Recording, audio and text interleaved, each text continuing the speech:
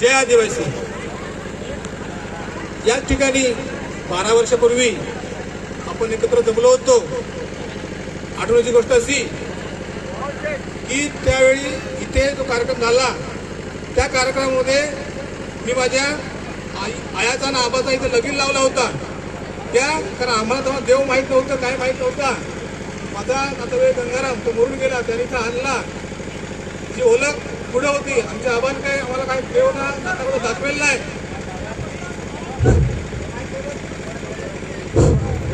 आमचे आयानी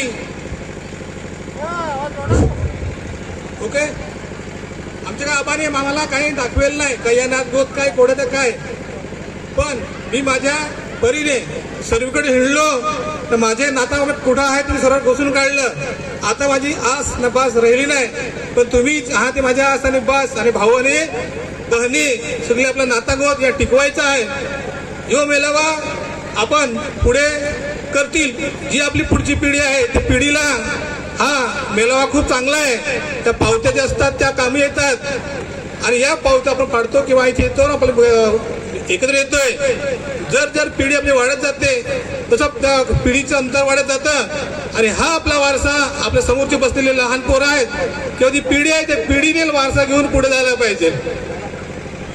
काय घ्यायचा आपला मेलावा? मी मागे एक उदाहरण सांगितलं होतं की दोघं जण आलं, वदना नाक्यावर उतरलं ना, तिथं गेलं, बसलं समोरासमोर, तिथं दारूचं ताळीचं दुकान होतं तर बसलं, तर एकान ग्लास फोडला तर लागला भांडाय, काय माझा ग्लास फोडला या करून गेला, कुटाकुटीवर आलं, तशी झोंबी पडली। तर पोलीस आलं आणि त्यांना दोघांना पण गाडी बसून त्यांना पोलीस स्टेशनला नेला आणि त्यांना सांगितलं काय तुम्ही माणसं असं पेता तर पेता तुम्ही भांडणं करता, सांग तुझं नाव सांग काय? माझं नाव सांग सनवार गुहे, तुझा र माझं सांग सुकुरा गुहे सांग। अरे सांगा आपला अंडा एकूच, तसं कुठे चाललास?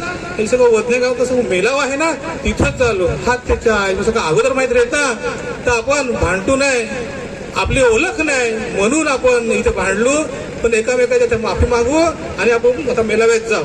म्हणून मेलावा घ्यायचा असतो की आपला जो माणूस आहे तो कुठे कुठे आहे त्याची ओळख होते, तोंड ओळख होते। आताच्या आजच्या वेळी मी फोटो काढतो, व्हिडिओ काढतो, शूटिंग काढतो, ही आपल्या परीत किंवा आपल्या प्रत्येक कुटुंबाच्या मोबाईलवर जातं।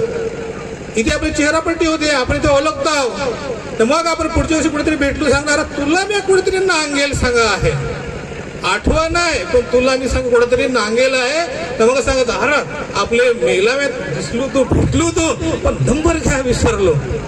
म्हणून नंबर घेत असतो आणि आपली ओळख ही पुढे जास्त व्हावी, मेंदूमध्ये फिट व्हावी। आपलं कुटुंब कोण कुठे कुठे आहेत हे पाहतोय आपण, प्रत्येक गावामध्ये आपली दिलेली माणसं आहेत ही आपल्याला कुठं माहिती होती?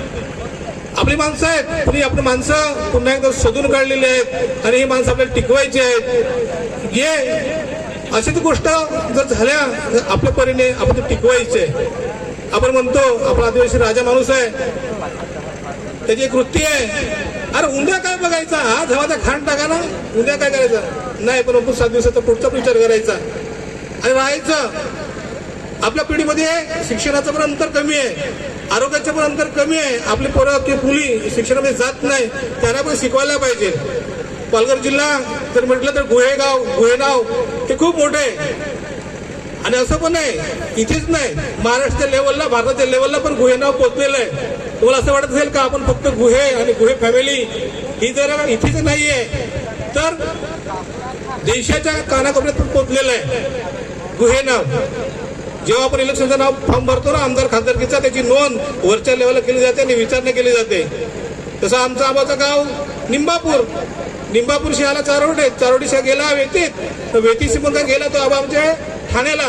असं प्रत्येकाचं जे पुढीचं बाबा होतं किंवा वाडवडील होतो, आपले जे वंशज होते हे अशाच काही कारणाने बाहेर गेलेले आहेत। कोणी मुंबईला गेला, कोणी ठाण्याला गेला, कोणी भिवंडीला गेला, कोणी वाड्याला गेला, कोणी कल्याणला गेला, हे कंचुरले पण आपलेच। मग आपलं नाव कसं पडलं काय पडलं ते तुम्हाला मी थोडीशी गोष्ट सांगाल। ताडीबिया गेलं जसं का पातोली संघ केला कोलंबीचा, अंदर संघ अंधार पडेल हे संघ चाकणं आहे ना पातोली संघ, हो 4 लिटर संघ तापाव ताडी, तर ताडी तापवली संघ चल झाडाखा बसाय, ती पातोली सांगा ना आपली पातोली। एक जण गेला माझी संधा तिथं गु होता सुकेल त्याच घेण्याला, अरे सांगा इथे सांगा घन तर सांगा तिकडे सांगा जा, अरे इथं सांगा घन तर तिकडे सांगा जा. ते गुगल हेड तर घनलूच ना, सुट्टीवर आपल्याला राहायला पाहिजे. थोडं असं की पाथोली तिथंच ठेवली आणि आपण तिकडे जागा बदलत राहिलो. म्हणून आपली जागा आपण निर्माण करायची असते आणि ही कुटुंबाची जागा आपली निश्चित आहे. मधुदादा आहेत ते सभापती होऊन गेले. भविष्यामध्ये आपला पण एक माणूस पुढे जाईल, कारण आपल्या माणसाला आपण पुढे करायला पाहिजे. दुसरा माणूस आपल्या पुढे येणार नाही. युट्यूब कलाकार आले, वाजदादा आला, आस्था आहे, समाज आहे, त्याही पाहिजे. आपल्यातला पण माणूस निर्माण झाला पाहिजे. हा निर्माण करण्यासाठी हा विचार मंच. म्हणून आपल्या ज्या बहिणी आहेत त्यांनी पण डेअरिंग करा, कारण असा एक अनुभव आहे जगाच्या पाठीवर तुम्हाला कोणीच सांगणार नाही का बाबा ये इकडे उठ आणि ते बोल. कुठल्याही बाबतीत तुम्हाला असं बोलणार नाही. आणि हे तर आपलं हे कुटुंब मिळावं आहे आणि इथे आपले विचार प्रकट करण्यासाठी, आपल्या मनातलं काढण्यासाठी किंवा मनातलं व्यक्त करण्यासाठी आपण इथं यायचं आणि बोलायचं. आपल्या मनात काय आहे काय. 12 वर्षापूर्वी आम्ही तळवड्याला राहायचो तर आम्हाला इथे नेहमी येणं जाणं होतं. मग असंच आम्हाला वाटलं की सर्व कुटुंबाचा पण मेळावा होता तर आपला का होऊ नये. झाला आता मध्ये त्याचं सोडून द्या, पण यापुढे पण आपण मेळावे होणार. तसंच आता वेशुदाचे आहेत किंवा चंद्रकांत दादा आहे त्यांनी पुढाकार घेतला.